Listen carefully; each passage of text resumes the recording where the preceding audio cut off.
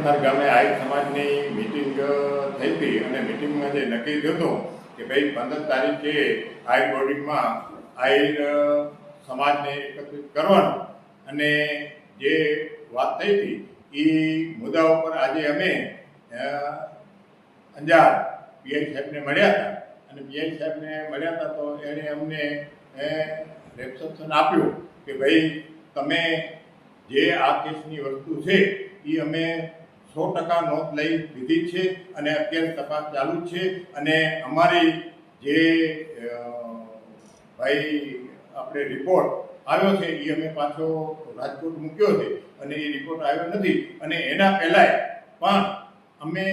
100% તપાસ કરશું અને એ તપાસમાં ન્યાય ગમે એમ કરીને લઈ આવશું એવી અમે ખાતરી આપીએ છીએ અને પાછા પણ અમે